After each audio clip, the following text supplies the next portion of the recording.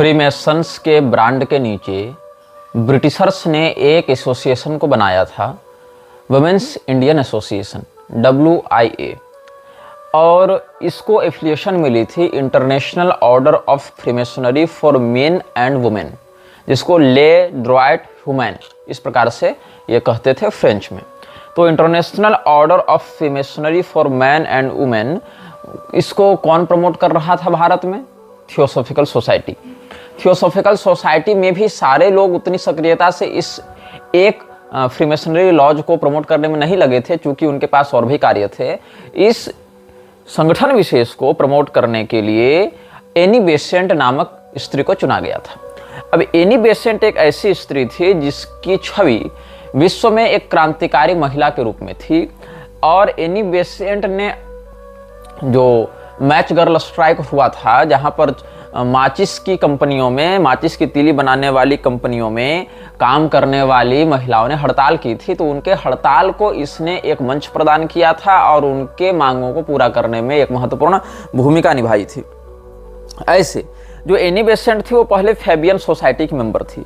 अब Fabian society क्या है? फैबियन सोसाइटी एक समाजवादी संगठन था जो रशियन विचारधारा या सोशलिज्म को बढ़ावा देने के लिए, रशियन विचारधारा में भी लेनिन इत्यादि या स्टालिन और लेनिन इत्यादि के कार्यकाल में तो भेद है, लेकिन जो उनकी जो पहले की भी जो व्यवस्था रही समाजवाद के दृष्टिकोण से या कम्युनिस्ट विचारधारा की ओर से, हालांकि कम्युनिस्ट शब्द भी हिंदी में हम लोग समाजवाद कह देते हैं, लेकिन उससे अधिक असामाजिक तो हमको कुछ लगता नहीं।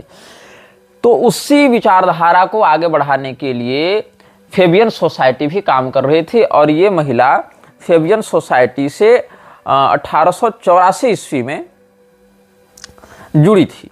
तो जो एनी बेसेंट है वो 1884 ईस्वी में फैबियन सोसाइटी से जुड़ी, 1888 में मैच गर्ल्स स्ट्राइक से जुड़ी। ये जो हड़ताल थी उससे इसने स्वयं को जोड़ा, इस आंदोलन की नेत्री बनी और इस आंदोलन को सफल बनाया।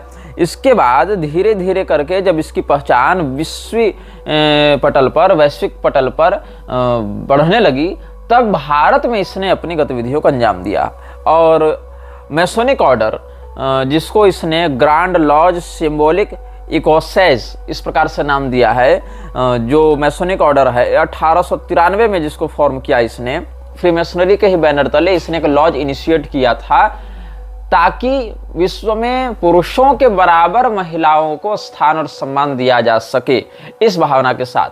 और यहीं से फेमिनिज्म की आधुनिक विचारधारा भी आगे बढ़ने लगी। क्यों? क्योंकि जो विवाह हुआ था एनी बेसेंट का, उसका जो वैवाहिक जीवन था, उसमें उसको बहुत अधिक प्रताड़ना या कहें तो भेदभाव या डोमेस्टिक वायलेंस, घरेलू हिंसा इत्यादि का सामना करना पड़ा था, ऐसा एनी बेसेंट का मानना था। तो एनी बेसेंट ने यह कहा कि हम महिलाओं की ओर से वकालत करेंगे, महिलाओं के अधिकार की बात करेंगे। और एनी बेसेंट, हालांकि उसका जो पति था वो एंजेलिकन चर्च का एक प्रीस्ट रहा था, और इसीलिए अपने पति से मार खाने के बाद भी उसका रुझान जो है वो इस प्रकार के पंथों से नहीं हट पाया, मतलब वो क्रिश्चियनिटी के विरुद्ध बहुत ज़्यादा काम नहीं कर पाई। हालांकि बाद में जब भारत में उसने ईसाई मिशनरियों के धर्म परिवर्तन के विरुद्ध कई बार कुछ बातें कही हैं, तो लोगों ने उससे प्रश्न किया था, ले डेट्रॉइट ह्यूमन के आधार पर जब उसने बातें कही, तो उस बैनर तले जब उसने यह हिंदुओं को कहा, खास करके सिंध में जब उसने काम किया था, तो उसको कहा कि आप लोग अपना जो मत है, अपना जो धर्म है, उसको मत बदलिएगा। क्यों नहीं बदलिएगा? क्योंकि आप पहले से एक बेहतर पंथ पर चल रहे हैं। तो लोगों ने पूछा कि भाई आप फिर ऐसे हिंदू क्यों बनी हैं? मतलब उसने अपने आप को हिंदू बाद में घोषित कर दिया था, गीता इत्यादि पर टीकाएं भी लिख रही थी। तो उसने कहा कि मैं पिछले जन्म में ब्राह्मण थी। कैसे लोगों को मैनिपुलेट किया जा रहा है ये देखो। एनी बेसेंट ने कहा कि हम पिछले जन्म में ब्राह्मण थे, सीधे सीधे स्वयं को ब्राह्मण सिद्ध कर दिया, और इसीलिए हम हिंदू भी हो सकते हैं और हम गीता पर टीका भी कर सकते हैं। तो इस जन्म में तो स्वयं को सीधे सीधे ब्राह्मण घोषित कर देती है अगर वो चाहती आर्य समाज के बैनर तले, लेकिन उसकी बुद्धि उस समय उतनी नहीं चली। इसीलिए उसके मुख से क्या निकला कि हम तो पिछले जन्म में ब्राह्मण थे, इसीलिए हम इस जन्म में अपने आप को हिंदू घोषित कर देते हैं। अब 1889 में एनी बेसेंट थियोसॉफिकल सोसाइटी में रुझान रखने लगी और 1893 ईस्वी में कर्नल ऑलकट के द्वारा, जो कि थियोसॉफिकल सोसाइटी का संस्थापक अध्यक्ष रहा था, उसको एनी बेसेंट में दिलचस्पी हुई। उसने देखा कि ये महिला हमारे अभियान को आगे बढ़ा सकती है, तो कर्नल ऑलकट ने थियोसॉफिकल सोसाइटी को ज्वाइन करने के लिए आमंत्रित किया एनी बेसेंट को। कब? 1893 में। और 1909 ईस्वी में तो थियोसॉफिकल सोसाइटी के प्रेसिडेंट भी बन गई एनी बेसेंट।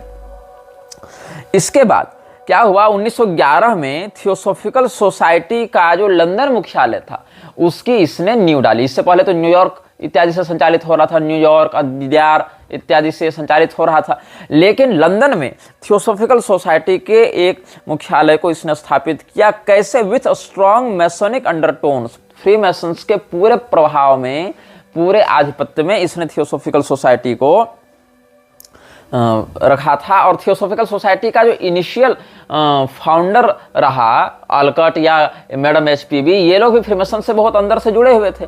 तो कुल मिलाकर बाहर से जो संस्था ईसाई मिशनरियों के खिलाफ काम कर रही हूँ ऐसा बताती थी, वह संस्था वास्तव में फ्रीमेसन्स के ही द्वारा बनाई गई थी, फ्रीमेसन्स के द्वारा ही चलाई भी जाती थी। और एनी बेसेंट तो घोषित रूप से फेबियन सोसाइटी, थियोसॉफिकल सोसाइटी और फ्रीमेसन्स, इन तीनों की सदस्या भी रही है, बल्कि बड़े पदों पर रही है। तो और कोल्हापुर इत्यादि क्षेत्रों में या पुष्कर इत्यादि क्षेत्रों में तो आर्य समाज, थियोसॉफिकल सोसाइटी, ये सब का तो क्रिश्चियन मिशनरीज के साथ गठबंधन भी रहा है।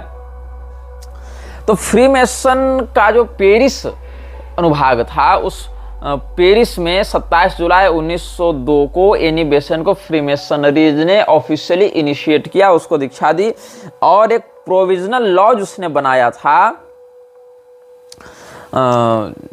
कहाँ बनाया था?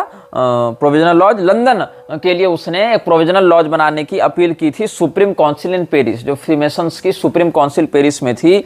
वहाँ पर A Besant was initiated in freemasonry, ये मैं आपको बता रहा हूँ, जो लंदन की इनकी वेबसाइट है, freemasonry for main and women, ये जो संगठन है international society for freemasonry for main and women, वहीं से आधिकारिक रूप से बता रहा हूँ कि ये क्या कहते हैं। A Besant was initiated in Freemasonry in Paris on 27th July 1902, and on her return to England with her friends, they held a provisional lodge at which it was decided to petition the Supreme Council in Paris to found a lodge in London. On 22nd September 1902, a delegation arrived from Paris led by the Grand Master, Senior Mary George Martin, the wife of George Martin himself, to inaugurate the Human Duty Lodge number 6 and install Annie Besant as right worshipful master. जब इसने London में एक provisional laws की मांग की तो George Martin की पत्नी मैरी जॉर्ज मार्टिन वहां पर जाती है और लॉज नंबर 6 को इनेगुरेट करती है और वहां एनी बेसेंट को उसका वास्तविक उत्तराधिकारी या संचालक, कह दें महंत, मठाधीश, वो बना देती है। अब 1905 ईस्वी में फ्रीमेसन्स ने एनी बेसेंट को अपनी 33वीं डिग्री में इनिशिएट किया, जो कि हाईएस्ट डिग्री ऑफ फ्रीमेसन्स होती है। और ले ड्रॉयट ह्यूमन, ये जो हमने आपको बताया international society for freemasonry for main and women, उसको यूनाइटेड किंगडम में इम्प्लांट किया गया। और जो सुप्रीम काउंसिल काम कर रही थी फ्रीमेसनरी की, कहाँ? पेरिस में, उसके द्वारा इसको मान्यता भी दी गई थी। अब एनी बेसेंट और जी मार्टिन दोनों की अच्छी आपस में बनती थी, तभी एनी बेसेंट की मांग को जॉर्ज मार्टिन ने अपनी पत्नी के माध्यम से पूरा करवाया था। लेकिन इनमें क्या हुआ, विचारों का संघर्ष धार्मिक रूप से बढ़ता रहा। एक मानता था कि ईश्वर है, एक कहता था कि नहीं है, एक एथिस्ट है, रेशनलिस्ट है, दूसरा स्पिरिचुअलिस्ट है, थियोसॉफिस्ट है। जॉर्ज मार्टिन फ्रीमेसनरी का नास्तिक सदस्य था और एनी बेसेंट फ्रीमेसनरी की आस्तिक सदस्य थी। इसीलिए इसने क्या किया, जब पेरिस की लॉज को, जो फ्रांसीसी रिचुअल्स थे फ्रीमेसन्स को, उसने इंप्लीमेंट करने का प्रयास लंदन में किया, तो ब्रिटिश और फ्रेंच रिचुअल्स में कुछ अंतर होने के कारण ब्रिटिशर्स के मध्य इसको उस लॉज के इनिशिएशन में उतनी सफलता नहीं मिली। तभी आ गई वाराणसी, और वाराणसी में 1907 ईस्वी में इसने फ्रीमेसनरी की एक ब्रांच को फिर से इनिशिएट किया। उसका नाम रखा धर्म लॉज। किसने? एनी बेसेंट ने फ्रीमेसनरी की एक लॉज की स्थापना की जिसका नाम रखा धर्म लॉज। और ये कहते हैं, in France At the present day, the tendency in our fraternity is to dispense with the religious element, and the large majority of French brethren, including those of our own order, prefer a somewhat materialistic attitude. Our Supreme Council, however, in granting an English constitution, recognized that different methods are required in different countries, and have consequently sanctioned our upholding for ourselves a belief in a creative principle under the title of great architect of the universe. Julian Rees ने esoteric freemasonry जो पुस्तक लिखी है Julian Rees ने, वहाँ पर आप इन बातों को पढ़ सकते हैं। मैंने आपको पुस्तक का रेफरेंस दे दिया है। अब एनी बेसेंट की निकटता किस व्यक्ति से थी? हैदराबाद के निजाम से थी। और हैदराबाद के निजाम की निकटता किससे थी? लेखराज कृपलानी से। अब ये लेखराज कृपलानी कौन है? वही व्यक्ति है जिसने ब्रह्मा कुमारी की स्थापना की है। अब लेखराज कृपलानी कब पैदा हुआ था इसके विषय में ठोस रूप से कुछ नहीं बताया जाता है, लेकिन जो 1917 में इंडियन नेशनल कांग्रेस का कलकत्ता में सम्मेलन हुआ था, जिसमें एनी बेसेंट जो अध्यक्षीय पद को उत्तरदायित्व से निभा रही थी और होम रूल लीग की भी ये तैयार कर रही थी भूमिका, उस समय लेखराज कृपलानी से इसका संघर्ष हुआ था। और लेखराज कृपलानी के विषय में जो उसकी जो जन्मतिथि है या उसका जो फैमिली बैकग्राउंड है, उसको जिस प्रकार से ब्रह्मा कुमारी वाले प्रस्तुत करते हैं, वो उस समय के प्रधान अखबारों में या जो उस समय के मैगजीन्स थे या जो उस समय के राइटिंग्स थे या एनी बेसेंट इत्यादि की जो बातें हैं या और लेखकों ने जो बातें लिखी हैं समकालीन घटनाओं के आलोक में, उनसे मेलजोल नहीं खाते हैं। उसमें बहुत कुछ अंतर पड़ जाता है। तो बहुत से लोग जो फ्रीमेसन्स से जुड़े थे उस समय और बाद में भी, जैसे इसमें बड़े बड़े लोग हैं, फ्रीमेसन्स का ब्रह्मा कुमारी पर प्रत्यक्ष इन्फ्लुएंस रहा है, क्योंकि फ्रीमेसन्स बात करता है न्यू वर्ल्ड ऑर्डर की। ब्लवात्स्की भी राजयोग के नाम से अपनी एक अलग ही विचारधारा चला रही थी। ब्रह्मा कुमारी वाले भी राजयोग के नाम पर खूब बकवास करते हैं। और एलिस्टर क्रॉली ने जैसे अयवास का दावा किया कि अयवास ने आकर हमें ये सब बातें बताई, वैसे ही जिस पिशाच ने इसको बताया लेखराज को कि तुम ऐसा करो वैसा करो, उसको इसने कह दिया कि वह शिव है, परम शिव है, जो कि ब्रह्मा विष्णु महेश से परे है। हालांकि शास्त्रों में ब्रह्मा विष्णुश्च रुद्रश्च ईश्वरश्च सदाशिव ऐसे करके ब्रह्म स्वरूपों के अलग अलग विभाजन उत्तरोत्तर क्रम से वर्णित हैं, लेकिन ये वो विभाजन नहीं है, ये सब महाकाल संहिता इत्यादि में प्राप्त हो जाएंगे आपको, लेकिन ये वो विभाजन नहीं है जो लेखराज कृपलानी स्थापित करना चाहता था।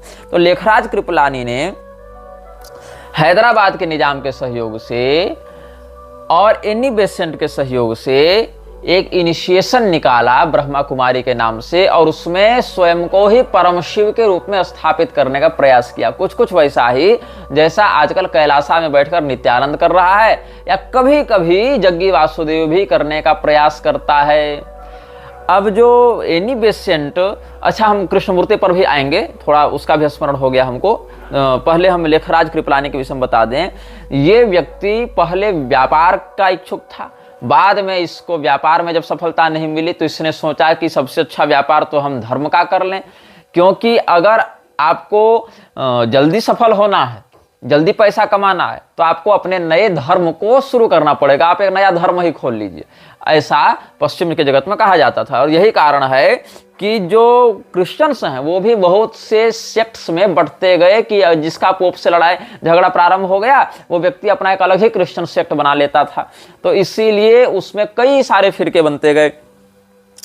इसमें एक बात मैं बताऊं, बड़े बड़े लोग जिनको राजनीति या आध्यात्मिक जगत की हस्तियों के रूप में गिना जाता है, जैसे कि स्वामी विवेकानंद, वो भी फ्रीमेसन्स था, जिसकी दीक्षा फ्रीमेसन्स में 1884 ईस्वी में हुई थी। नरेंद्रनाथ दत्त के रूप से lodge anchor and hope Calcutta में हुई थी। ऐसे मोतीलाल नेहरू भी फ्रीमेसन्स था। यहाँ तक कि जो गवर्नर जनरल ऑफ इंडिया पहला बना राजगोपालाचारी, वो भी फ्रीमेसन्स था। और जैसा कि हमने बताया कि फ्रीमेसन्स से प्रत्यक्ष संबंध रखने वाले गेराल्ड फोर्ड या जॉर्ज वाशिंगटन या जो बाइडन, ये सब लोग फ्रीमेसन्स के बड़े पदों पर रहे हैं। वैसे ही भारत में भी जो फखरुद्दीन अली अहमद था, प्रेसिडेंट ऑफ इंडिया रह चुका है, भारत का राष्ट्रपति, ये भी फ्रीमेसन्स का एक्टिव उच्चाधिकारी था। और वर्तमान में जो द्रौपदी मुर्मू है, भारत की राष्ट्रपति के रूप में जिसको प्रस्तुत किया जाता है, वो भी ब्रह्मा कुमारी से बहुत इन्फ्लुएंस्ड है, ब्रह्मा कुमारी से बहुत उसका लगाव है। तो इन लोगों ने क्या किया, जितने भी ये सब संस्थाएं बन रही हैं, ये सब ने सनातन धर्म शास्त्रों की अवमानना कर दी। दयानंद ने कहा कि हम रामचरितमानस को नहीं मानते, क्यों? क्योंकि वो भाषा ग्रंथ है, लेकिन सत्यार्थ प्रकाश सबको पढ़नी चाहिए क्योंकि हमने लिख दिया है। और वैसे ही दयानंद की चापलूसी करने में बहुत से लोग आजकल कथित आचार्य जो नेता मंत्री का यज्ञ इत्यादि कराते रहते हैं, जिनकी क्षमता है नहीं कि इन नेता मंत्री के विरुद्ध कुछ बोल पाए, हमसे चिढ़कर केवल हमको गाली देते रहते हैं। ऐसे लोग पूरे वर्णाश्रम व्यवस्था को मटियामेट करने के लिए पिशाच के समान प्रस्तुत लोगों को भी विविध प्रकार की कुतर्कपूर्ण युक्तियों का और साम नीति का प्रयोग करके प्रणम्य और वंदनीय बताते फिरते हैं। तो दयानंद ने जिस प्रकार का काम किया वैसा ही काम गायत्री परिवार ने किया, वैसा ही काम फॉर्मेट बदलकर ब्रह्मा कुमारी ने किया। वही विहंगम योग कर रहा है, कोई प्रज्ञा पुराण छाप दे रहा है, अपना नया एक पुराण निकाल ले रहा है, कोई स्वर वेद छाप कर एक नया वेद बना दे रहा है। आप देखें कि सनातन धर्म के मान्य ग्रंथों को तो कह दिया मिलावटी है, प्रक्षिप्त है, तुम मत मानो। और जो मान्य ग्रंथ से हिंदू भाग जावे तो फिर क्या पढ़ेगा? तो एक नया वेद उसको पकड़ा दो स्वर वेद के नाम से, एक नया पुराण पकड़ा दो प्रज्ञा पुराण के नाम से, है ना। नए नए उपनिषद, रामकृष्ण परमहंसोपनिषद छाप रखा है ना रामकृष्ण मिशन वालों ने, और सहना भवतु शांति पाठ भी दे दिया है। यहां पर इतना गंभीर षड्यंत्र और इतनी गंभीर घुसपैठ हुई है, तो आप उसको बाहर बाहर से ऐसे नहीं देख पाएंगे, अंदर बहुत सी परतें हैं। और यहाँ तक कि शिक्षा नीति के माध्यम से ऐसे ही खलनायकों को महानायक के रूप में प्रस्तुत किया गया है।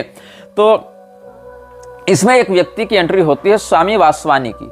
स्वामी वासवानी के विषय में आप गूगल में जान सकते हैं। ये बर्लिन भी गया था और बर्लिन में जाकर इसने विश्व धर्म संसद में भाषण भी दिया था।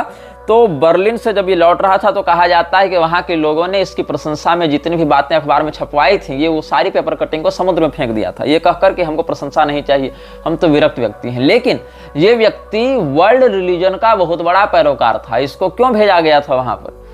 जो इस प्रकार की ऑर्गेनाइजेशंस होते हैं जो विश्व धर्म संसद की स्थापना करवाना चाहते हैं, वो लोग ये कहना चाहते हैं कि सब लोग सबसे एक साथ रहो, पूरा विश्व एक ही धर्म का पालन करे। बाहर से देखने पर ये बहुत रुझान और बहुत रोचक बात लगती है, लेकिन अंदरूनी कपट जब आप देखेंगे तो पूरे विश्व को एक पाशविक विचारधारा, अविवेकपूर्ण विचारधारा की ओर ले जाने का ये दुराग्रह होता है। देखो, कोई लोटा शौचालय वाला हो और कोई पूजा वाला हो। आप इसमें सुचिव्रत मिश्र एक हमारे मित्र हुआ करते हैं, तो वो कहते थे कि शौचालय का लोटा और पूजा का लोटा, एक परम पवित्र एक अपवित्र। अब तुम पूजा के लोटा को रखो शौचालय के लोटा के पास, तो भी अपवित्र तो पूजा का लोटा ही होगा, वो तो पहले से अपवित्र, उसमें क्या अंतर पड़ेगा? शौचालय वाले में गड़बड़ कौन झेलेगा? पूजा वाला लोटा। या फिर शौचालय वाले लोटे को पूजा के लोटे के पास रखो, मतलब कि दोनों लोटों को, पूजा वाले को शौचालय वाले से सटा दो या शौचालय वाले को पूजा वाले से सटा दो। गड़बड़ पूजे वाले में होगी ना, शौचालय वाले में क्या फर्क पड़ने वाला है? वैसे ही सनातन धर्म को दूसरे के साथ जोड़ दो या दूसरे को इधर जोड़ दो, गड़बड़ सनातन धर्म को ही होनी है, इसी में विकृति आएगी। उसको क्या होना है? वो तो पहले से मिलक्षा है। तो विश्व धर्म संसद के बहाने कभी विवेकानंद को शिकागो ले जाकर, कभी वासवानी को बर्लिन ले जाकर, अलग अलग समय पर ये लोग सनातन धर्म के मूल सिद्धांतों के विरुद्ध जाकर सर्वधर्म संभाव वाला जो अफीम है वो चटाने के चक्कर में इन लोगों को प्रमोट करते रहे। एनी बेसेंट की हम बात कर रहे थे ना, तो the convert Paramanand mother asked her an obviously inspired question. Paramanand की एक माँ यहाँ वर्णित है, जहाँ पर सिंधियों को विषय बनने से रोक रही है एनी बेसेंट। तो Diwan Dayaram delivered 15 scholarly lectures on the inadequacy of Christianity, and Dr. Annie Besant appealed to the Sindhis not to change faith. The convert Paramanand's mother asked her an obviously inspired question. You advise the Hindus not to be Christian. How is it that you have renounced Christianity and become a Hindu? तो Annie Besant कहती, I have done so because in my previous birth I was Brahmin. After that nobody heard of any conversations. अब 1879 ईस्वी में कृपलानी का, लेखराज कृपलानी का जन्म हुआ था, ऐसा ब्रह्मा कुमारी वाले बताते हैं। लेकिन this is a fictional date of birth given to Lekhraj Kripalani by the BKs. इन समस्त लोगों ने सिंध को अपना केंद्र बना रखा था। वहां आर्य समाजी लोग जाकर अपना बवंडर कर रहे थे, ब्रह्म समाज वाले अपना कर रहे थे, ब्रह्म समाज वाले वहां तक पहुंच गए थे, और ये जो थियोसॉफिकल सोसाइटी वाले वो अलग तिब्बती आग लाप रहे थे। तो सिंध के क्षेत्र को इन लोगों ने इतना अधिक प्रभावित किया कि वहां पर जो मूल सनातन धर्म की व्यवस्था थी वो धीरे धीरे क्षीण होने लगी, समाप्त होने लगी।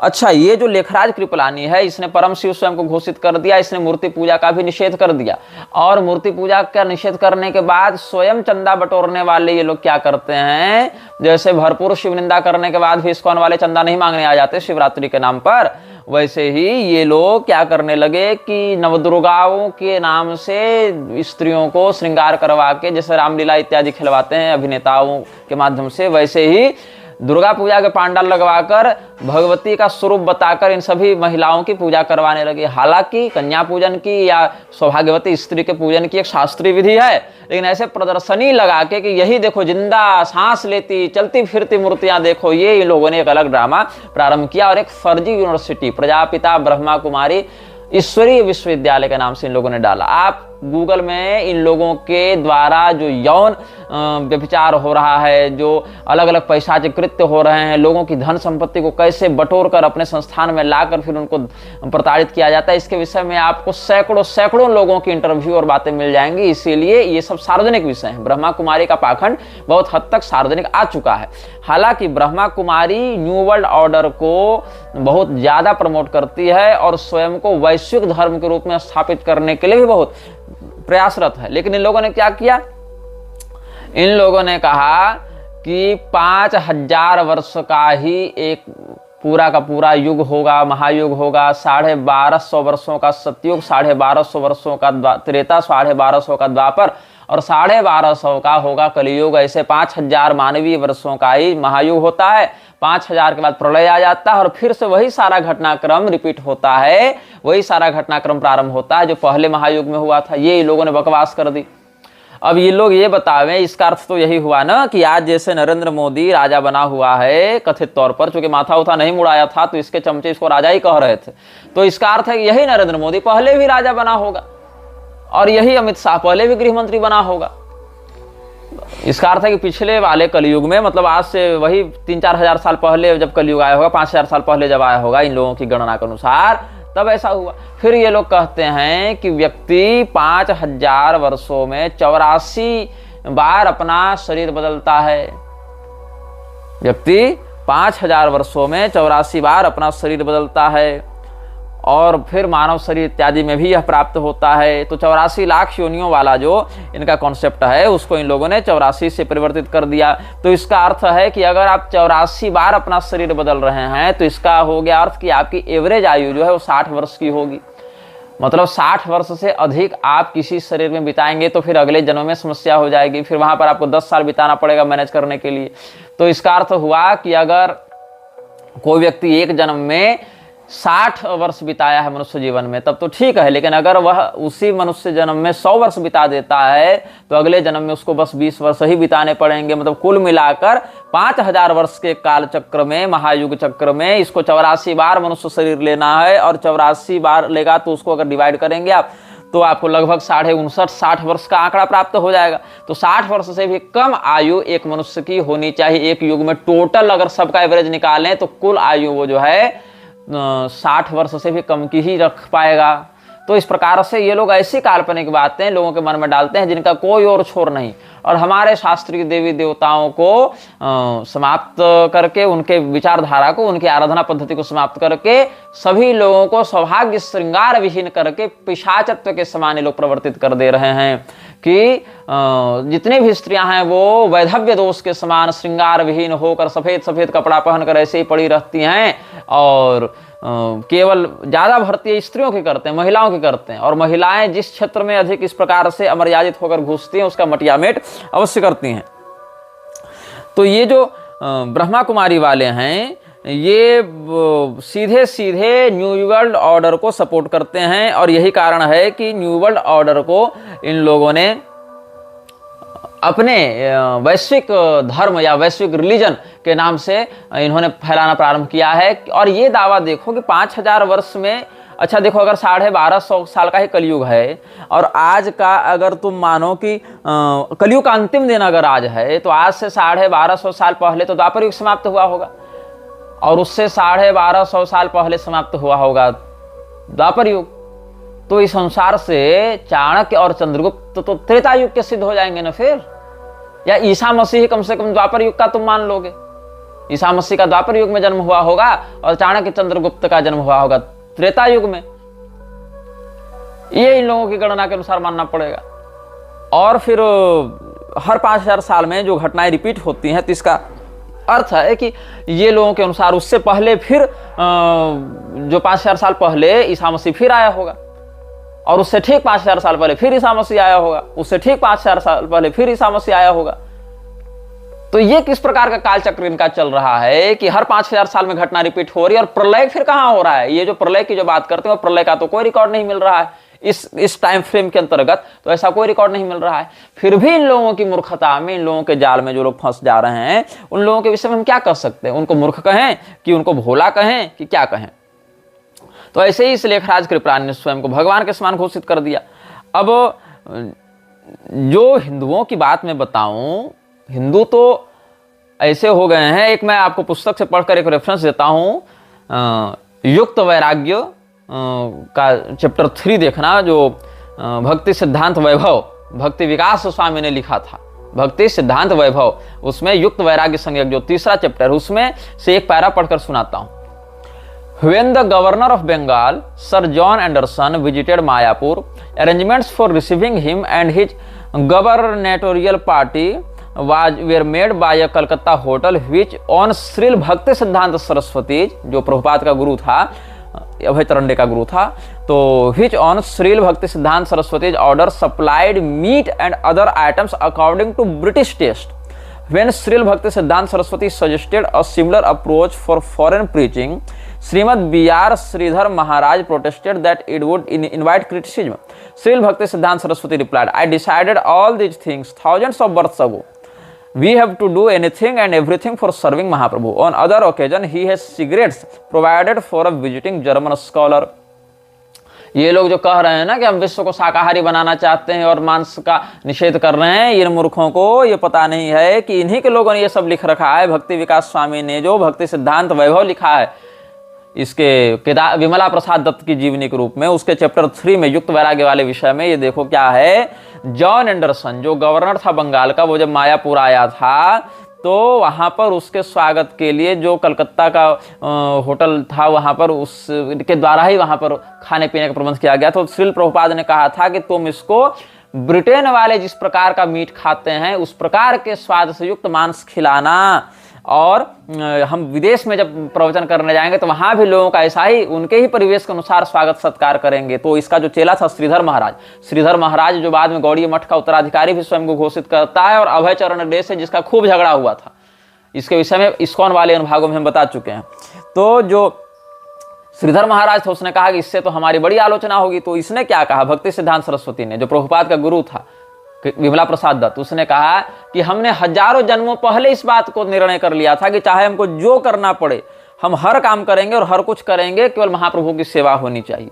ये कैसी सेवा कर रहे हो तुम लोग महाप्रभु की? तुम लोग महाप्रभु की सेवा नहीं कर रहे, चैतन्य महाप्रभु की सेवा नहीं कर रहे, तुम लोग केवल विशुद्ध पैसा बना रहे हो महाप्रभु का नाम बेचकर, और स्वयं को हिंदू तक तुम लोग स्वीकार नहीं कर रहे हो। ऐसा प्रभुपाद ने तो कहा था जिनेवा अधिवेशन में कि हम लोग तो हिंदू है नहीं, न हम किसी को हिंदू बना रहे हैं। लेकिन स्वयं को जीसस का तुच्छ सेवक बताने के लिए इसकी जबान तुरंत लपलपाने लग गई। पैगंबर को वैष्णव बताने के समय इनकी इसकी जबान तुरंत लपलपाने लग गई। अब बलिमर्दन को अभय चरंडे ने 31 दिसंबर 1972 ईस्वी को बॉम्बे से एक चिट्ठी लिखी थी। उसमें ये कह रहा है, so far the Macmillan business, as soon as you have got any information you may send me. Yes, if it is enhancing our distribution of books to wear warm clothes like coat pants in winter, I have no objection, you may wear them। ठीक, लेकिन आगे ध्यान दीजिएगा, of course we may take money for Krishna using any method of beg, borrow and steal, but more advanced understanding of Krishna consciousness process is that by telling the truth in a very palatable way, that is most successful system। Bangladesh के कुछ refugees के विषय में बात हो रही थी, 71-72 के युद्ध में बहुत कुछ जो झगड़ा चल रहा था उसके विषय में, तो उनको ये सब भोजन भंडारा करवा रहे थे मायापुर में, और इस्कॉन वाले वहाँ भी करवा रहे थे ढाका में। बाद में मुसलमानों ने इनको खूब मारा पीटा। अभी तो ये लोग कहे कि हिंदुओं की रक्षा होनी चाहिए। हिंदू की रक्षा तो होनी चाहिए, लेकिन तुम कब से हिंदू हो गए? तुम्हारे प्रभुपाद ने स्वयं को डिनाउंस किया है कि हम हिंदू नहीं हैं। तो मुझे ये बात समझ में नहीं आती कि ये लोग कहते हैं कि हम लोग को भीख मांगना पड़े, चाहे उधार लेना पड़े, चाहे चुराना पड़े पैसा, लेकिन हम लोग विश्व में कृष्ण भावना का प्रचार करेंगे। और प्रचार करने के बाद केवल प्रचार तक नहीं, इसने प्रभुपाद ने वृंदावन में यह घोषणा भी की थी कि जो इस कृष्ण कॉन्शियसनेस से नहीं जुड़ेगा, हमारी परिभाषा के अनुसार नहीं जुड़ेगा, क्योंकि मीराबाई भी कृष्ण भावना भावित थी, लेकिन ये लोग तो नहीं मानते ना वैसा। तो हमारे परिभाषा, हमारे फ्रेम के अंतर्गत जो फिट नहीं होगा, वो अन्य देवताओं को उपासक होगा, तो हम लोग उसका उसी तरीके से गला काटेंगे जैसे कुरान और तलवार की तर्ज पर इस्लाम ने किया। ये उसने आधिकारिक रूप से कहा है। ये रिकॉर्डेड डॉक्यूमेंट इस्कॉन वाले ही प्रचारित कर रहे हैं। और अगर किसी को ये सब बात से आपत्ति हो तो इस्कॉन वालों का जाकर गला पकड़ो। हमसे हमारा गला क्यों पकड़ रहे हो? हमारा गला और पैर दोनों तुम्हारे योग्य नहीं है ना। तुम तो हमारा पैर पकड़ने भी योग्य नहीं हो, गला पकड़ना तो बहुत दूर की बात है। तुमको तो इस्कॉन वालों से ही सवाल करना चाहिए कि ऐसी बातें क्यों लिखे हो, और अगर प्रभुपाद ने ऐसी बातें कही हैं तो फिर गलत कही हैं, और अगर प्रभुपाद ने नहीं कही, तुमने गलत छापा है, तब तुम पर केस होना चाहिए। लेकिन ये लोग आपस में ये सब नहीं कहेंगे, वकील बने बने पहुंच जाएंगे। तो कैसे अंग्रेजों को मीट खिला के, सिगरेट पिला के, जर्मन स्कॉलर्स को कैसे उन लोगों को इस प्रकार से अपने क्लच में लेकर, और फोर्ड के पैसे से, फ्रीमेसन्स के पैसे से, या ईसाई मिशनरी जो चार्ल्स डेल के प्रभाव में था, केदारनाथ दत्त भक्ति सिद्धांत का बाप, ये सभी लोगों के द्वारा भगवान चैतन्य महाप्रभु के कीर्तनों को हाईजैक करते हुए इन लोगों ने सीधे सीधे अपने आवरण में निगलना प्रारंभ किया। अघासुर बन गए ये लोग। जना अघासुरायन्ते 60 दुष्कर्म कारण, यही सठता करने वाले ये सब अघासुर बन गए। अब हिंदू इतनी गफलत में है कि आज देखो, मैं तुमको एक बहुत बात महत्वपूर्ण बताने वाला हूं। पालघर कांड सबको याद है। पालघर कांड में सुशील गिरी और कल्पवृक्ष गिरी प्लस उनके एक ड्राइवर की पीटकर हत्या कर दी गई थी। एक ड्राइवर, दो साधु। तो कल्पवृक्ष गिरी और सुशील गिरी, कल्पवृक्ष गिरी बूढ़े थे, सुशील गिरी जवान थे, उनकी पीटकर हत्या कर दी गई थी। उस समय अखाड़ा परिषद ने कहा था कि हम आंदोलन करेंगे। 4 बरस में कहां आंदोलन हुआ पता नहीं चला। हालांकि अब मैं आपको यह बता रहा हूं कि सुशील गिरी, जिसका फोटो पूरा चलाकर पूरा मीडिया तांडव कर रहा था, और आज भी पालघर वाली बरसी पर लोग फोटो लगाकर उसके लिए रो रहे हैं, वो तो जिंदा है। सुशील गिरी मरा नहीं है, सुशील गिरी जिंदा है, जिसके विषय में पालघर वाले कांड में बहुत हल्ला हुआ था। कल्पवृक्ष गिरी मरे थे, उनका ड्राइवर मरा था, लेकिन जिस सुशील गिरी का फोटो पूरे मीडिया में चला था और आज भी जिसको प्रचारित किया जाता है, वो जिंदा है। अब बताओ प्रूफ क्या है मेरे पास? तो जब हम केदारनाथ में कर रहे थे देवी भागवत की कथा, तो मेरे कार्यक्रम का आयोजक था सुशील गिरी। हमको बाद में पता चला, जब मतलब आयोजक मंडल एक कमेटी करा रही थी ना, तो कमेटी में तो बहुत से लोग होते हैं, उसमें कोई पद रखा हुआ था। तो वो जब फोटो दिखा हम लोगों को, तब हम लोगों का दिमाग ठनका, ये फोटो देखा देखा लग रहा है। फिर हम लोगों ने इमेज सर्च किया, पता चला ये तो 2 साल पहले मर चुका था पालघर में। फिर हमने उसका फोटो, वीडियो, उसके साथ अपनी वार्तालाप सब कुछ ऋषिकेश में आने के बाद, चूंकि वहां सिग्नल ठीक आता नहीं था केदारनाथ में, तो ऋषिकेश में आने के बाद हमने यूट्यूब पर डाला। हमारे मेन चैनल पर तुम जाकर देख लो। लेकिन क्या हिंदुओं की प्रतिक्रिया हुई? कुछ नहीं। सुशील गिरी के नाम पर आज भी छाती पीटने वाले लोग हैं, लेकिन इतनी बड़ी सच्चाई जो कि तुम्हारी आंखों के सामने वो हिंदू नहीं देख पा रहा, तो पहले की बात क्या देख पाएगा? ऊपर से अभी अवधेशानंद गिरी का जो जूना अखाड़ा के तहत पेशवाई प्रवेश हुआ कुंभ में, महाकुंभ में, वहां अवधेशानंद के पीछे सुशील गिरी ही खड़ा था। लेकिन अवधेशानंद यहां पर यह नहीं कहेगा कि तू तो मर गया था, तू कैसे बच गया। और अगर तू बच गया तो इस बात को बताया जाए जनता को कि सुशील गिरी नहीं मरा है, जिसका फोटो इतना सार्वजनिक वायरल हुआ था। तो ये जो बात है, सुशील गिरी के नाम पर कौन मर गया, किसकी हत्या हो गई, ये तो अलग विषय है जांच का। लेकिन जो सुशील गिरी का फोटो चला था वायरल और जिसके नाम पर इतना हंगामा हो, वो तो मरा ही नहीं, वो तो जिंदा है। तो ये बताओ कि इतनी बड़ी सच्चाई जो सनातन धर्म के एक अखाड़ा से जुड़ी हुई बात है कि हिंदुओं के साधुओं पर आक्रमण हो रहा है, उस पर तो हिंदुओं का ध्यान नहीं है। तो पिछली पीढ़ी की इन रहस्यों को तुम लोग कैसे जान पाओगे? जब आंखों के सामने हम बता रहे हैं, अरे भैया ये आदमी मेरे सामने बैठकर बात कर रहा है, देखो मेरे पास इसका वीडियो है, ये आदमी नहीं मरा है, तब हिंदू को मतलब नहीं है, तब भी हिंदू मेरी बात को सुन समझ नहीं पा रहे हैं, तब आगे क्या कहें? अच्छा, ये लोग जो कर्मणा व्यवस्था की बात करते हैं कि हम कर्मणा वर्ण व्यवस्था बनाएंगे, कर्मणा बनाएंगे, तो ये बताओ जहां जहां पर आर्य समाज, इस्कॉन या गायत्री परिवार इत्यादि के द्वारा कोई ऐसा काम किया जाता है जिससे इनकी प्रशंसा होने की चांसेज हो या इनको ग्लोरिफिकेशन मिले, वहां पर तो ये लोग कहते हैं कि आर्य समाज ने ऐसा किया, इस्कॉन ने ऐसा किया, गायत्री परिवार ने ऐसा किया। वहां आर्य समाज वाले स्वयं को हिंदू नहीं बताते, आर्य बताते हैं। साथ ही इस्कॉन वाले स्वयं को हिंदू नहीं बताते, हम इस्कॉन वाले हैं, प्रभुपाद के चेले हैं, दयानंद के चेले हैं, ऐसा बताते हैं। लेकिन जहां पर इन लोगों को मारा जाता है, मुसलमान तो तुमको हिंदू ही देख रहा है, जहां पर तुमको मारा जाता है, जहां पर तुमको काटा जाता है, वहां तुम तुरंत कह देते हो कि हिंदू पर अत्याचार हो रहा है, वहां तुम कह देते हो कि हिंदुओं के जान पर बनाई है, हिंदू की रक्षा होनी चाहिए। तब तुम कैसे हिंदू बन जाते हो? हमारे देवी देवताओं को गाली देने के समय, हमारे शास्त्रों को अप्रामाणिक कहने के समय तुम आर्य समाजी रहते हो, इस्कॉनीय रहते हो। कहीं कोई ग्लोरिफिकेशन करना हो, कहीं कोई क्रेडिट लेना हो, कोई श्रेय लेना हो, अपने आप को महान दिखाना हो, वहां पर तो तुम आर्य समाजी हो जाते हो, वहां पर तो तुम इस्कॉनीय हो जाते हो। लेकिन जहां पर मुसलमान तुमको मारने आते हैं, ईसाई तुमको मारने आते हैं, वहां पर तो तुम कहते हो कि हम हिंदू हैं। तो मैं ये समझ नहीं पा रहा हूं कि इस्कॉन के लोगों पर जो हमले हो रहे हैं बांग्लादेश में, चाहे अन्य स्थानों पर, ये लोग क्यों नहीं कहते कि इस्कॉन की रक्षा होनी चाहिए? इस्कॉन जो है वो क्या है? एक एनजीओ है, एनजीओ के कर्मचारियों पर हमला हो रहा है, वहां ये लोग क्यों नहीं कहते ऐसा? वहां तो ये लोग कहते हैं कि हम लोग हिंदू हैं, जबकि प्रभुपाद ने कई बार खुलेआम ऐसा कहा और लिखा है कि हम लोग हिंदू नहीं हैं, we are not Hindus, we are not making people Hindus, ऐसा कहा। या फिर कम से कम ये कहा कि हमारे अनुयायी सच्चे क्रिश्चियंस हैं। तो कहना चाहिए कि सच्चे क्रिश्चियंस पर हमला क्यों हो रहा है, कहना चाहिए कि जीसस के इनसिग्निफिकेंट सर्वेंट्स पर हमला क्यों हो रहा है। लेकिन वहां ये लोग नहीं कहेंगे, वहां तुरंत ये लोग हिंदू बन जाएंगे। अच्छा, आर्य समाज इस्कॉन वाले जो कर्मणा ब्राह्मण बनाते चल रहे हैं, गायत्री परिवार वाले जो कर्मणा ब्राह्मण बनाते चल रहे हैं, वहां पर जो व्यक्ति गैर ब्राह्मण परिवार में जन्मा है, उसी को अपने आर्य समाजी या इस्कॉनी मेंबरशिप देकर ये लोग उसको बनाएंगे कर्मणा ब्राह्मण। लेकिन जो वास्तव में जन्म से ब्राह्मण है, वो ब्राह्मण कर्म से भी अगर हो तो उसको ये लोग ब्राह्मण नहीं मान रहे हैं। जैसे देखो कि मैं जन्म से ब्राह्मण हूं, कर्म से भी मैं ब्राह्मण के अनुसार जो आचरण है वो कर रहा हूं, शास्त्रों का अध्ययन अध्यापन या जो पठन पाठन है, प्रतिग्रह लेना देना, ये सब जो षटकर्म विहित हैं ब्राह्मण के लिए, वो हम यथाशक्ति अनुसार कर रहे हैं। जिन कर्मों के आधार पर ये अन्य लोगों को ब्राह्मण बनाने का दावा करते हैं, उनकी अपेक्षा शतगुणाधिक हमारे कर्म ब्राह्मण के समान हैं, तो मुझे क्या ब्राह्मण ये मान रहे हैं? नहीं, तब हमसे झगड़ा करने आएंगे। जितने भी लोग जन्मना ब्राह्मण होने के साथ साथ शास्त्रानुसार कर्मणा ब्राह्मण का काम भी कर रहे हैं, उनके ब्राह्मणत्व में तो कोई संदेह नहीं हो सकता। हारित स्मृति के अनुसार जो है, जो ब्राह्मणी के गर्भ से ब्राह्मण के वीर्य से उत्पन्न हुआ, वह विशुद्ध ब्राह्मण हो गया। ब्राह्मण्याम ब्राह्मणे नैव उत्पन्नो ब्राह्मण स्मृतः, ये हारित स्मृति का वचन है।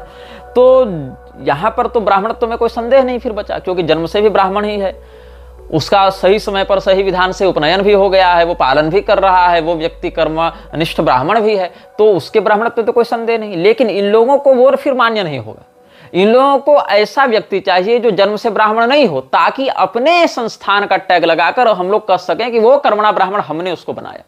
लेकिन ये कर्मणा ब्राह्मण कभी भी तब दिखते नहीं हैं जब ब्राह्मणवाद के विरुद्ध नारे लगाए जाते हैं, जब ब्राह्मणों को डेमोनिफाई किया जाता है कि ब्राह्मणों ने अत्याचार किया, शोषण किया, तब ये लोग बन जाते हैं कि हम दलित हैं, हम शूद्र हैं, हम पर अत्याचार हुआ। जैसे मान लो किसी शूद्र वर्ण के व्यक्ति को आर्य समाज ने ब्राह्मण बना दिया, कथित रूप से, मतलब कि अपना टैग लगा दिया कि तुम ब्राह्मण हो गए, और वही आर्य समाजी फिर एक जन्मना ब्राह्मण को, जो कर्म से भी ब्राह्मण का काम कर रहा, उसको गाली देता फिरेगा कि तू तो पोंगा पंडित है, तुम तो पाखंडी हो।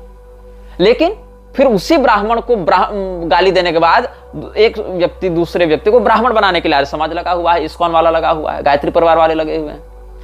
और उसके बाद वो जो कर्मणा ब्राह्मण ये बना रहा है, वो कर्मणा ब्राह्मण तब नहीं दिखेगा जब कोई कहेगा कि हम ब्राह्मणों का विरोध करते हैं तो ब्राह्मणों को मार देना चाहिए। तो ब्राह्मणों की, अच्छा ये बताओ भी, जो ब्राह्मणों की बेटी के 20-20 लाख रुपए रेट लग रहे थे अजमेर में या राजस्थान के अन्य क्षेत्रों में, जहां कुछ लोग गिरफ्तार हुए, कुछ मुसलमान ऐसा रेट लगा रहे थे ना, ब्राह्मण की बेटी 20-20 लाख में बेच रहे थे।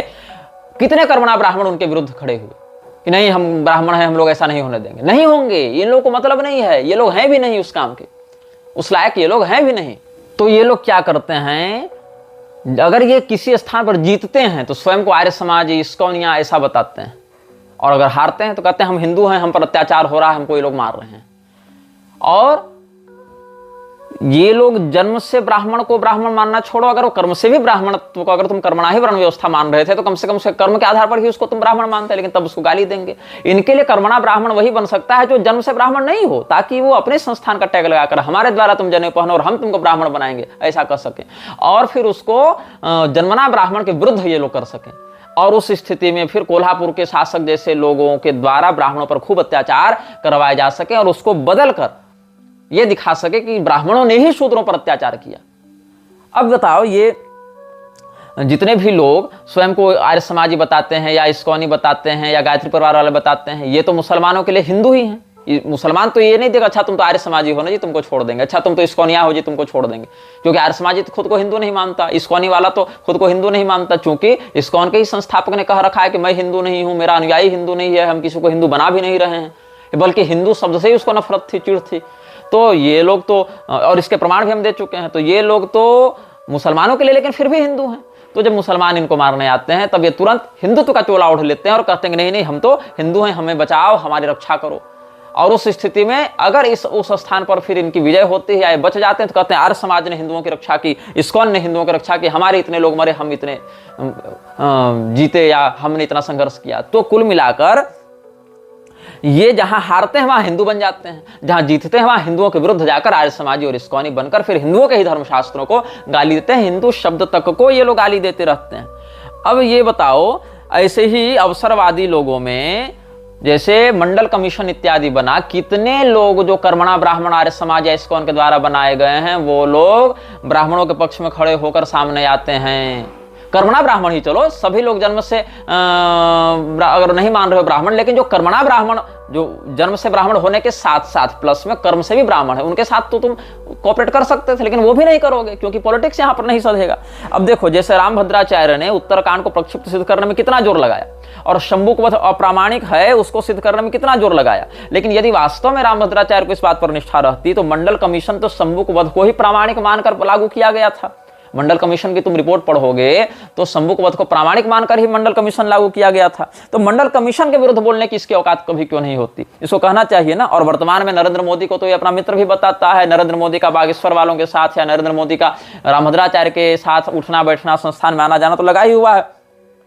तो इसको कहना चाहिए ना कि यदि शंभुक वध को तुम प्रामाणिक मानते हो, सरकार को कहना चाहिए रामभद्राचार्य को, चाहे ऐसे जो राम तत्व के व्यवसायी हैं उन लोगों को, कि अगर तुम शंभुक वध को प्रामाणिक मानकर मंडल कमीशन लागू करते हो कि शूद्रों पर अत्याचार हुआ ऐसा दिखाते हुए, तो वहीं से तुम सबरी जी का या निषाद राजगुह का प्रकरण उठाकर मंडल कमीशन को हटा भी सकते हो, उसको निरस्त भी कर सकते हो।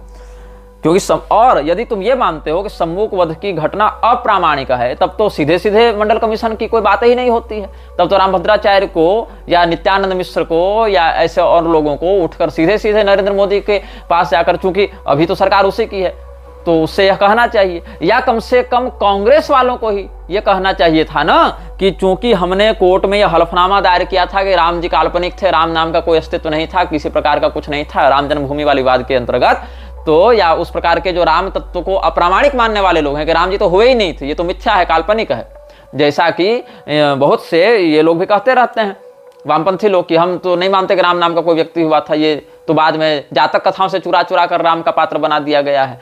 तो उस स्थिति में क्या जातक कथाएं शंभुक वध को वर्णित करती हैं? और अगर जातक कथा से चुरा कर बनाया गया तो वहां तो शंभुक वध को एक काल्पनिक रूप से ये लोग जोड़ दिए होंगे। हालांकि शंभुक वध काल्पनिक नहीं है, उसके पीछे के पूरे कारणों पर हमने 2 पुस्तकें लिखी हैं, वीडियो भी बनाया है, लेख भी लिखा है, सब ऑनलाइन उपलब्ध है। दास प्रथा पर भी बनाया है, शंभुक वध के पूर्वापर प्रकरण पूरे प्रमाण के साथ बनाया है, रामभद्राचार्य के खंडन में भी और शंभुक वध के शास्त्रीयता के मंडन में भी।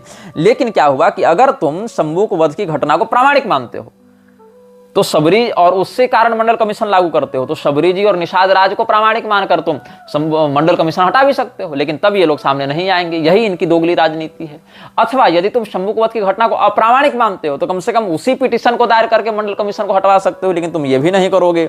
अथवा यदि तुम राम जी को ही अप्रामाणिक मानते हो तो अब जब राम जी ही मिथ्या हो गए तो शंभुक कौन सा प्रामाणिक हो गया, तब भी तुम मंडल कमीशन हटवा सकते हो, लेकिन नहीं करोगे। तो उत्तरकांड को प्रक्षिप्त मानने वाला रामभद्राचार्य भी शंभुक वध के आधार पर मंडल कमीशन लागू किया गया इस बात के विरुद्ध नहीं बोलता है। सरकार से टकराने की औकात नहीं है ना इन लोगों की। और ना इन लोगों के जो नेता मंत्री के पुरोहित बने घूमते हैं ना, शिलान्यास करवाने वाले राम जन्मभूमि की और उद्घाटन कराने वाले और प्राण प्रतिष्ठा करवाने वाले, इन लोगों की औकात नहीं है सरकार के विरुद्ध बोलने की, और ना सरकार के द्वारा जिनको प्रोत्साहित किया जाता है उन लोगों के विरुद्ध बोलने की। ये लोग बस हम लोगों के विरुद्ध बोल सकते हैं, चिढ़े हुए हैं, अंदर से कुढ़े हुए हैं।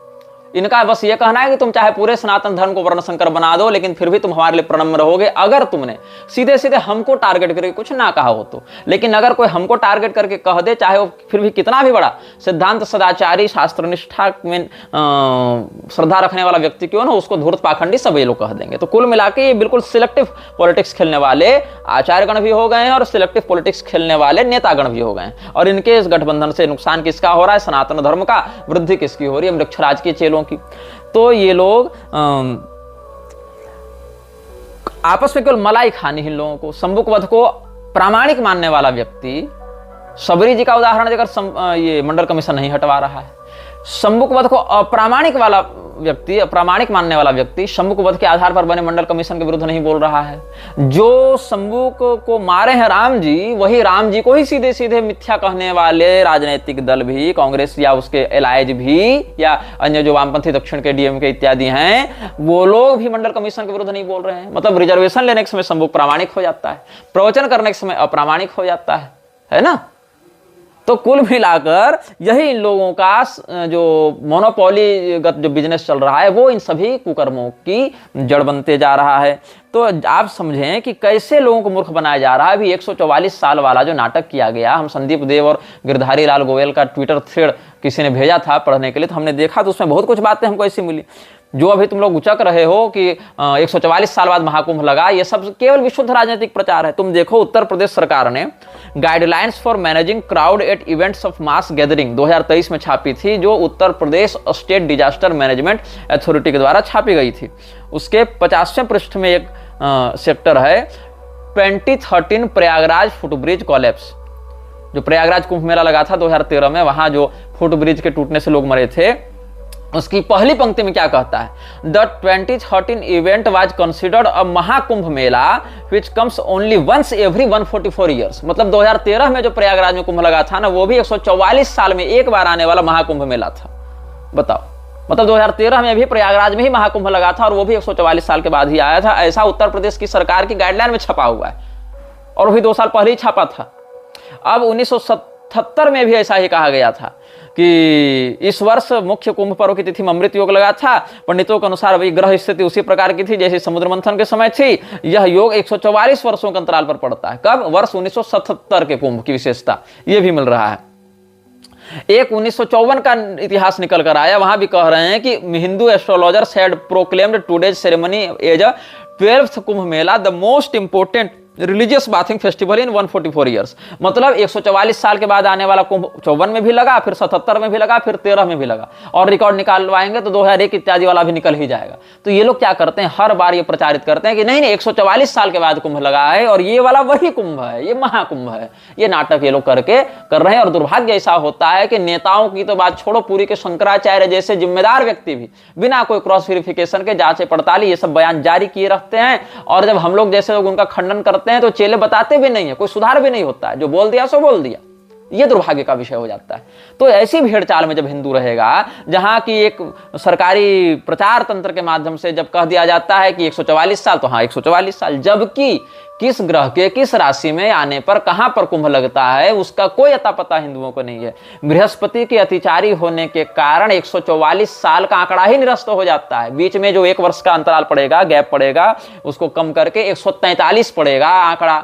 एक कुंभ से 12वां कुंभ 144 पड़ेगा ही नहीं, एक कुंभ से 12वां कुंभ पड़ेगा 143 साल के बाद। और ऐसे देखें तो हर कुंभ किसी न किसी कुंभ के तुलना में 12वां पड़ेगा, किसी न किसी कुंभ की तुलना में।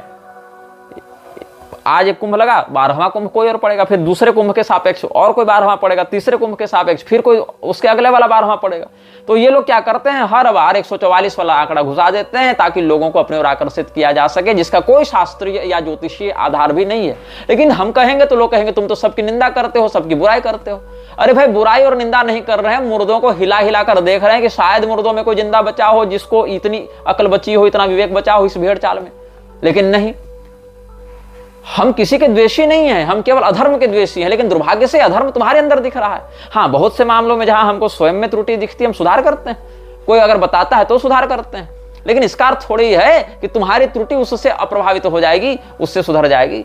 तो ये सब पर्वों को विकृत करना, तीर्थों को विकृत करना, मेला को झमेला बना देना, और ये सब जितने शास्त्रीय बातें हैं उन शास्त्रीय बातों को तोड़ मरोड़ कर प्रस्तुत करना, उन तोड़े मरोड़े विकृत सिद्धांतों के आधार पर एनजीओ बना लेना, एनजीओ को संप्रदाय घोषित कर देना, फिर आचार्यों का भी वैसे ही संप्रदायों के प्रति सौहार्द बुद्धि से युक्त हो जाना, ये सब म्लेच्छराज की ही षड्यंत्र योजना के अंतर्गत चल रहे हैं। और इसीलिए इन लोगों को हमेशा सतर्कता से डील करना चाहिए। जैसे ही ये लोग दिखें व्यक्ति को सतर्क हो जाना चाहिए, या इनके प्रोत्साहक दिखें, समर्थक दिखें, उनसे भी सतर्क हो जाना चाहिए, ताकि उनकी मानसिक विकृति आपको विकृत न कर सके। यह वीडियो जल्द ही हटा दिया जा सकता है। कृपया थर्ड पार्टी ऐप्स का उपयोग करके डाउनलोड करें। आप इस वीडियो को अपने चैनल पर फिर से अपलोड भी कर सकते हैं।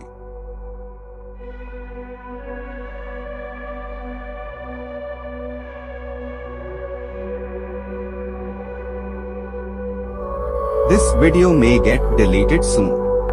Please download using third-party apps. You may also re-upload this video on your channels. Thank you.